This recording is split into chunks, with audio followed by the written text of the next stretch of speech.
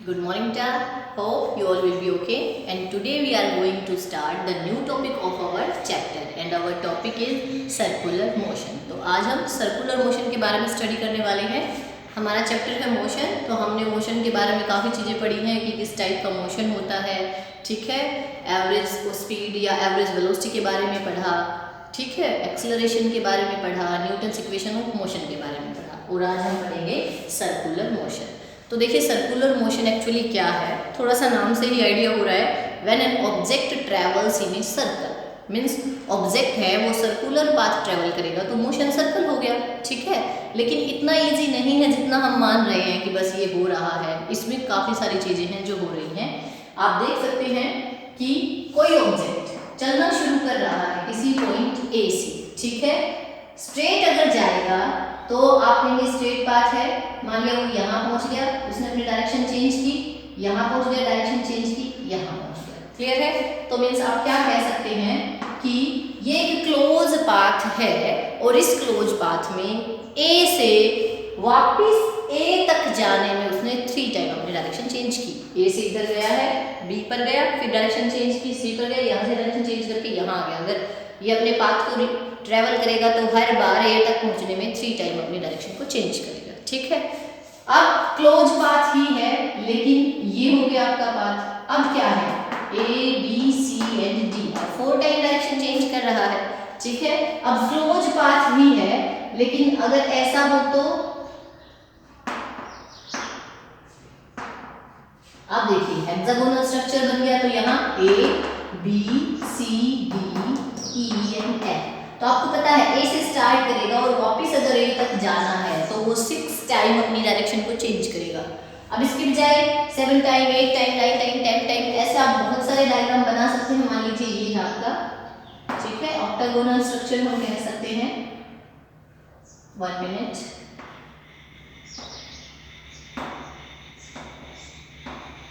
अब देखिए ए से बी, बी से C, C to D, D to E to F, F to G and G to H. तो अब ए तक वापस आने में 8 टाइम अपने डायरेक्शन को चेंज किया. तो आप एक खास चीज देख रहे होंगे, यहाँ भी ए से ए तक आ रहा है, ठीक है. ए से स्टार्ट करके ए तक आ रहा है, ए से स्टार्ट किया वापस ए तक, ए से स्टार्ट किया वापस ए तक. लेकिन जो number of change in direction है वो क्या हो रहा है, इंक्रीज हो रहा है. अब इसकी बजाय ये अच्छा क्लोज पाथ लग रहा है, इसकी बजाय ये सर्कुलर से ज़्यादा मैच करता है, इसकी बजाय ये ज़्यादा मैच कर रहा है. मीन्स जितने नंबर ऑफ टाइम्स बढ़ते जाएंगे चेंज इन डायरेक्शन को वो more close to the circular path हो जाएगा. और लास्ट में हमारा क्या बनेगा, ये सर्कुलर पाथ. हम यहाँ जो करते हैं ये देखिए. अब सर्कुलर पाथ आप क्या कह सकते हैं, ऐसा पाथ है जिसमें हर एक इंस्टेंट पर आपका ऑब्जेक्ट अपनी डायरेक्शन को चेंज करेगा, ठीक है. आपने वैसे पढ़ा होगा ना मैथमेटिक्स में भी टेंजेंट्स. अब टेंजेंट्स क्या होते हैं, टेंजेंट्स होते हैं टचिंग लाइंस. मीन्स ऐसी लाइन जो आपके सर्कल के सरफेस को सिर्फ टच करके जाए, मीन्स सिर्फ एक पॉइंट पे टच करते हैं. अब यहाँ आप देख सकते हैं कि अगर सर्कुलर मोशन ऐसा है, मान लीजिए ये आपका पॉइंट ए है और ऐसे मूव कर रहा है तो डायरेक्शन ये होगी ना ऑब्जेक्ट की, ये होगी. अब यहाँ तो ये है, यहाँ ये है, यहाँ ये है. तो हर बार अगर आप देखेंगे यहाँ आपने टेंजेंट ड्रॉ किया तो आपकी लाइन ऐसे जाएगी. यहाँ टेंजेंट ड्रॉ कर रहे हो तो आपकी लाइन ऐसे जा रही है. मान लीजिए आप यहाँ टेंजेंट ड्रॉ कर रहे हो तो लाइन ऐसे जा रही है. यहाँ टेंजेंट को ड्रॉ किया तो ऐसे भी. मीन्स आप ये कह सकते हैं कि हर एक पॉइंट पे जो डायरेक्शन ऑफ मोशन है वो अलग अलग आ रही है. और ऐसे ही मोशन को हम क्या कहेंगे, सर्कुलर मोशन. इसको और इजीली समझने के लिए कि मैम तो डायरेक्शन के लिए एरो ऐसे ऐसे क्यों कह रही है, तो एक हम सिंपल सा एग्जांपल ले सकते हैं. डेली लाइफ में आप लोगों ने यूज भी किया होगा, है ना. हम ऐसा कर सकते हैं कि कोई आपके पास कोई ऑब्जेक्ट है, कोई टॉय है, कोई स्टोन हो सकता है, स्टोन हार्मफुल हो सकता है, कोई टॉय आप ले सकते हैं सॉफ्ट हो जो, ठीक है. क्या किया, उसको टाई अप किया किसी थ्रेड से, एक धागे से बांध लिया. उस धागे का दूसरा एंड आप अपनी उंगली से बांध लो या पकड़ लो यहाँ पे, ठीक है. अब दूसरे एंड पे आपका जो टॉय बंधा हुआ है आप क्या करेंगे, उसे घुमाएंगे गोल गोल. उंगली से बांध रखा है तो आप इससे घुमाएंगे, ठीक है. तो आप ये मानिए कि वो जब गोल गोल घूम रहा है वो पार्ट तो उसका क्या हो गया, सर्कुलर मोशन हो गया, ठीक है.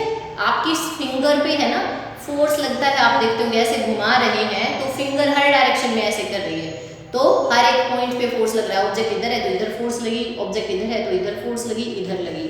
अब मान लीजिए ड्यूरिंग द मोशन किसी वजह से आपका थ्रेड टूट जाए या आपने पकड़ रखा है तो आपसे छूट जाएगा, ठीक है, तो ऑब्जेक्ट है वो कैसे मूव करेगा? क्या ऑब्जेक्ट फिर भी आपका गोल गोल घूमता रहेगा? नहीं ना। आप देखेंगे कि ऑब्जेक्ट मान लीजिए यहाँ से मूव कर रहा था, यहाँ से स्टार्ट करके ऐसे पहुँच गया और जैसे ही वो यहाँ पहुँचा था तो थ्रेड टूट जाएगा। तो थ्रेड टूट जाएगा तो ऐसा नहीं है कि वो ऐसे गिरेगा, ऐसा नहीं है वो इधर जाएगा, वो ये ऐसे घूमते घूमते जो डायरेक्शन थी ना इस पॉइंट पे तो वो ऐसे चला जाएगा, मीन्स सीधा, गोल नहीं आएगा, फिंगर के बाहर से नहीं घूमेगा। तो वो जो ये सीधा चला जाना है क्या होता है? टेंजेंट होता है, टेंजेंशियल डायरेक्शन होती है, ठीक है। तो हमेशा सर्कुलर मोशन में टेंजेंट ही एक ऑब्जेक्ट के मोशन की एक्चुअल डायरेक्शन को बताता है, शो करता है, ठीक है। और टेंजेंट होते क्या हैं? टचिंग लाइंस होती हैं, सर्कल के किसी भी पॉइंट पे जहां आपको टेंजेंट लगाना है उस पॉइंट को टच करती हुई लाइन आपकी, ठीक है। ये सिर्फ एक ही पॉइंट को टच करते हैं। तो आप कंक्लूजन ये निकाल सकते हैं कि in a circular motion object change its direction at every position, हर एक पोजीशन पर अपने डायरेक्शन को चेंज करेगा, ठीक है। चलिए अब सर्कुलर मोशन भी दो टाइप का हो सकता है। कैसा कैसा हो सकता है? तो यूनिफॉर्म सर्कुलर मोशन और दूसरा आपका नॉन यूनिफॉर्म सर्कुलर मोशन, ठीक है। तो अब देखिए यूनिफॉर्म और नॉन यूनिफॉर्म, यानी कि ऑब्जेक्ट को मूव कर रहा है सर्कल में बट उसकी जो स्पीड है वो कांस्टेंट रहे, मीन्स ऑब्जेक्ट है जैसे आपकी जो क्लॉक है ना, वॉल क्लॉक में आप सेकंड हैंड को, मिनट हैंड को, आवर हैंड को, किसी को भी ले सकते हैं। सेकंड हैंड इजीली आप विजिबल रहेगा उसकी चेंज इन पोजीशन, तो आप सेकंड हैंड को मानिए, ठीक है। जो सेकंड वाली सुई है आपकी उसकी जो स्पीड है वो सेम रहती है। ऐसा तो नहीं है ना, जैसे आपने देखा होगा 1 पे है 5 सेकंड हो गए, 2 पे है वो 10 सेकंड हो गए, 30 सेकंड, 40 सेकंड, ऐसा तो नहीं है। 1 से 2 तक जाने में अलग वो स्पीड है उसकी, 2 से 3 तक जाने में अलग स्पीड है, 3 से 4 तक अलग है, 10 to 11 अलग है, बिल्कुल वो कांस्टेंट स्पीड से चलेगी, ठीक है। और उसका सर्कुलर पाथ होता है। ऐसे मोशन को हम फिर कैसा कहेंगे? यूनिफॉर्म सर्कुलर मोशन, ठीक है। अब नॉन यूनिफॉर्म कैसा हो गया? जिसकी स्पीड चेंज हो रही हो, तो वो आपका नॉन यूनिफॉर्म सर्कुलर मोशन हो सकता है। तो एक्चुअली वैसे तो हम एग्जांपल में क्या कहते हैं कि आपके जो मून है अराउंड द अर्थ है वो यूनिफॉर्म सर्कुलर मोशन है, एक फिक्स टाइम पीरियड में अपना चक्कर तय करता है, ठीक है। आप आगे पढ़ेंगे कि आपकी अर्थ है वो भी सन के अराउंड रिवॉल्व कर रही है। तो फिलहाल की नॉलेज के लिए तो आपको क्या बताया जाएगा कि ये एक यूनिफॉर्म स्पीड से मूव कर रही है, लेकिन हम थोड़ा सा और आगे पढ़ेंगे तो आपको पता चलेगा कि when the earth is very close to the sun its speed is more, और जब वो थोड़ी सी दूर होती है, क्योंकि पाथ है ना अर्थ का कैसा होता है? इलिप्टिकल। अगर सन ऐसा होगा तो अर्थ के मोशन का पाथ ऐसा होगा। जब वो इस एरिया में होगी जो सन के क्लोज है तो स्पीड है वो ज़्यादा होती है, और जब वो इस एरिया में होती है, जिस वक्त आपकी सर्दियाँ भी कह सकते हो कि सर्दियाँ हैं, उस वक्त उसकी स्पीड जरा सी स्लो होती है, स्पीड, ठीक है, लीनियर स्पीड। तो इसको आप नॉन यूनिफॉर्म सर्कुलर मोशन कह सकते हैं, क्योंकि स्पीड है वो अलग अलग है, ठीक है। तो यूनिफॉर्म सर्कुलर मोशन के लिए आप अपने जो गोल क्लॉक के हैंड्स हैं उनका एग्जांपल दे सकते हैं, ठीक है। अब उसके बाद बात आ जाती है इससे रिलेटेड कुछ इंपॉर्टेंट टर्म्स की, कि सर्कुलर मोशन तो हमें पता चल गया। सर्कुलर मोशन तो क्या होगा? जब ऑब्जेक्ट हर एक इंस्टेंट पर अपनी डायरेक्शन को चेंज करेगा, ठीक है। तो अब इससे रिलेटेड कुछ टर्म्स हम देखते हैं, डिस्प्लेसमेंट वगैरह, क्योंकि आपने जो स्ट्रेट पाथ था उसमें तो डिस्टेंस और डिस्प्लेसमेंट को स्टडी किया, स्पीड या वेलोसिटी को स्टडी किया, एक्सेलरेशन को स्टडी किया, तो यहाँ भी हमें उन चीज़ों को स्टडी करना पड़ेगा। तो देखिए सर्कुलर मोशन, सर्कल होगा तो आपको ये पता है किसी एक फिक्स पॉइंट के अराउंड फिक्स डिस्टेंस पे ऑब्जेक्ट मूव करेगा। मीन्स ये पॉइंट है ना, तो इससे मान लीजिए इधर 10 सेंटीमीटर डिस्टेंस है तो हर डायरेक्शन में 10 सेंटीमीटर का डिस्टेंस ही रहेगा और आपका ऑब्जेक्ट इसी पाथ पे बार बार घूमता रहेगा। और इस पॉइंट से यहाँ तक के डिस्टेंस को हम क्या नाम देंगे? रेडियस। ये आपकी क्या होगी? रेडियस। इस पॉइंट को हम क्या नाम देंगे? Centre of the circle. इसके बाद आपको पता है ऑब्जेक्ट की इनिशियल पोजीशन मान लीजिए तो ये ए तो क्या थी आपकी इनिशियल पोजीशन, और बी आपकी क्या हो जाएगी, इसे हम बी कहेंगे, ये क्या है आपकी फाइनल पोजीशन। ठीक है, ए से आपका जो ऑब्जेक्ट है वो मूव करके कहाँ पहुंच गया, बी पर। अब आपकी इन दोनों पोजीशन ने, इनिशियल और final position of the object है, उन दोनों ने सेंटर के साथ जो एंगल बनाया है उसे हम कहते हैं एंगुलर डिस्प्लेसमेंट। ठीक है, क्योंकि आपका मोशन अगर सर्कुलर होगा तो आपको डिस्प्लेसमेंट भी सर्कुलर वाली माननी पड़ेगी। ठीक है, वैसे तो आप क्या कहते हैं कि डिस्टेंस ट्रेवल है ए से बी का ये वाला, डिस्प्लेसमेंट होगा ये सीधी लाइन। ठीक है, क्योंकि डिस्प्लेसमेंट तो आपने कहा था shortest path between A and B, लेकिन सर्कुलर मोशन है तो हमारा जो डिस्प्लेसमेंट है वो कैसा होगा, एंगुलर डिस्प्लेसमेंट होगा, एंगुलर डिस्प्लेसमेंट। ठीक है, अब एंगुलर डिस्प्लेसमेंट को एंगल यानी कि हम थीटा से शो करेंगे। क्लियर है, तो इन दोनों के बीच जो एंगल है उसे हम क्या कहेंगे, एंगुलर डिस्प्लेसमेंट। तो एक बार फिर से सुन लीजिए, एंगुलर डिस्प्लेसमेंट क्या होगा, it is the angle subtended by initial and final position of the moving object. ठीक है, जो ऑब्जेक्ट मूव कर रहा है, मान लीजिए घड़ी की सुई ही है। ठीक है, अब डायरेक्शन घड़ी में तो ऊपर से नीचे होती है, तो आप इसे इनिशियली से फाइनल कह सकते हैं। तो इस यहाँ से यहाँ तक आने में जो एंगल उसने बनाया है उसे हम क्या कहेंगे, एंगुलर डिस्प्लेसमेंट। ठीक है, अब एंगल का फॉर्मूला आप लोगों को अच्छे से पता है, एंगल क्या होता है, आर्क अपॉन रेडियस। एंगल क्या होगा, आर्क अपॉन रेडियस, और मोस्ट ऑफ आप इस आर्क को डिस्टेंस कहते हैं ना, तो कई बार आप एल से शो करते हैं मैथमेटिक्स में, और हम कई बार फिजिक्स में पढ़ते हैं तो हम इसे किससे शो कर सकते हैं, एस से। एल या एस दोनों आर्क को शो कर रहे हैं यहाँ। ठीक है, और रेडियस को किससे शो करते हैं, आर से। तो आपकी आर्क क्या आ जाएगी, एस बाय आर। क्लियर है, तो ये आ जाएगी आपकी एस बाय आर, जो कि आपकी एंगुलर डिस्प्लेसमेंट का फॉर्मूला होगा। अब बात आती है यूनिट की, तो थीटा है, आप हमेशा ये कहते हैं ना कि एंगल है तो 30 डिग्री 40 डिग्री 50 डिग्री होगा, लेकिन एसआई सिस्टम में जो कि इंटरनेशनली एक्सेप्टेड है, उस सिस्टम में एंगल की यूनिट को क्या माना गया है, रेडियन। तो हम क्या लेंगे यहाँ, radian, unit of the angle is radian. ठीक है, तो आपके एंगल की यूनिट रेडियन होगी। वैसे रेडियन का रिलेशन होता है आपकी 180 degree equals to pi radian होता है। क्या होता है, 180 degree equals to pi radian, या आप ये कह सकते हैं 180 डिग्री बाय पाई। ठीक है, इक्वल टू 1 रेडियन होता है, यानी कि एक रेडियन है वो 180 बाय पाई होता है। पाई को आप 22/7 ले सकते हैं, 3.14 ले सकते हैं, तो आप 1 रेडियन की वैल्यू कैलकुलेट कर सकते हैं। या आपसे पूछ लिया जाए कि 1 डिग्री कितने रेडियन के इक्वल होता है, तो यहाँ हम 1 डिग्री रखेंगे, बाकी सबको उधर ले जाएंगे। अब देखिए अगर मुझे यहाँ 1 डिग्री चाहिए तो सबसे पहले मैं पाई को लेके जाऊंगी, तो ये बन जाएगा 180 degree equal to pi radian. अब मुझे यहाँ 1 चाहिए तो 180 भी उधर चला जाएगा, तो आप कहेंगे 1 degree equals to pi by 180 radian. ठीक है क्या, और इस रेडियन को हम आर डी से शो करते हैं। ठीक है, आर डी, इसका सिंबल होगा आर स्मॉल। तो ये है एंगुलर डिस्प्लेसमेंट। आपके लीनियर में सिंपल डिस्प्लेसमेंट थी, आपके सर्कुलर मोशन में एंगुलर डिस्प्लेसमेंट। अब फिर आपने पढ़ा था डिस्प्लेसमेंट के बाद स्पीड या वेलोसिटी, तो यहाँ भी एंगुलर डिस्प्लेसमेंट के बाद हम क्या पढ़ेंगे, एंगुलर स्पीड या एंगुलर वेलोसिटी आप कह सकते हैं। ठीक है, तो अब एंगुलर स्पीड देखिए, एंगुलर स्पीड, इसे आप देख लीजिए, नोट डाउन कर लीजिए एक बार, किसका किसके साथ क्या रिलेशन है, फिर इसे इरेज करते हैं हम। चलिए, तो नेक्स्ट है हमारा एंगुलर स्पीड, और इसका फॉर्मूला याद रखिएगा, यूज होगा अभी अभी। ठीक है, एंगुलर स्पीड। अब ये बताइए सिंपली, जो आपने स्पीड या वेलोसिटी पढ़ी थी, या इसको आप एंगुलर वेलोसिटी कह सकते हैं। ठीक है, तो सिंपली स्पीड या वेलोसिटी थी वो क्या थी, rate of change of displacement with time, ratio था उनका। तो यहाँ भी change in angular displacement with time आ जाएगा, क्योंकि जो स्पीड है वो एंगुलर है, तो जो डिस्प्लेसमेंट होगी वो भी क्या होगी, एंगुलर।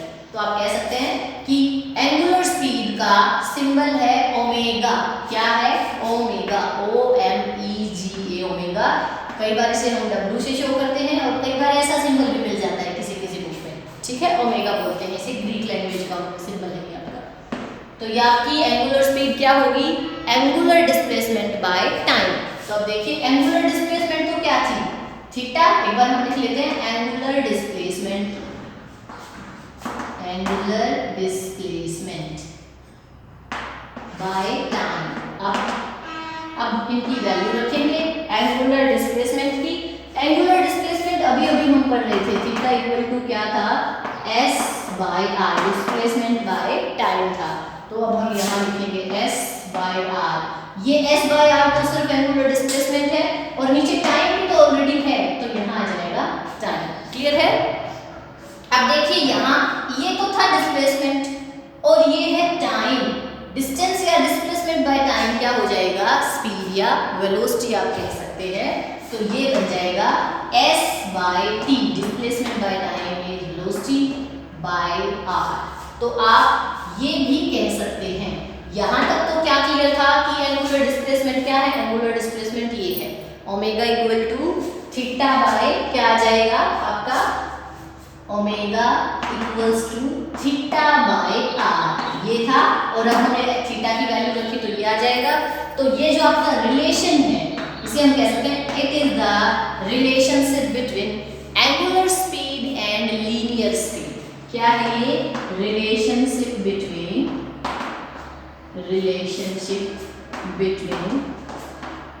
लीनियर स्पीड, लीनियर जो आपकी स्ट्रेट मोशन में थी, linear speed and angular speed. आप क्या कह सकते हैं, आपकी एंगुलर स्पीड है वो linear speed by radius of the path होगी, या आप ये कह सकते हैं कि जो लीनियर स्पीड है वो एंगुलर स्पीड इनटू में रेडियस ऑफ पाथ हो गया। आप ओमेगा को v बाय r या आप v को ओमेगा बाय r कह सकते हो। अब ये अप्लाई कहाँ होगा, कई बार आपको ये कहेगा कि घड़ी की जो सुई है वो इस स्पीड से चल रही है और आपको स्पीड दे देगा मान लीजिए 5 मीटर पर सेकेंड, ठीक है, मान लीजिए।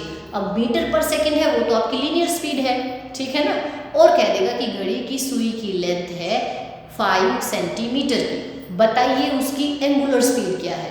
तो उस वक्त आप क्या करेंगे, एंगुलर स्पीड निकालनी है तो हमें क्या करना पड़ेगा, यहाँ जिस स्पीड से वो चल रही थी वो वैल्यू यहाँ रखेंगे और उसे डिवाइड कर देंगे लेंथ ऑफ द नीडल से। उस सुई की लंबाई है वो एक्चुअली जो सुई का सर्कुलर पाथ होगा उसका क्या है, उसकी रेडियस ही तो है, ठीक है। तो आप उसे डिवाइड करेंगे तो वैल्यू आ जाएगी। ऐसे ही कई बार आपको एंगुलर वेलोसिटी और रेडियस की वैल्यू दे देगा और क्या पूछ लेगा आपसे, सिंपल लीनियर स्पीड पूछ लेगा, तो आप उनकी वैल्यू को मल्टीप्लाई कर देंगे।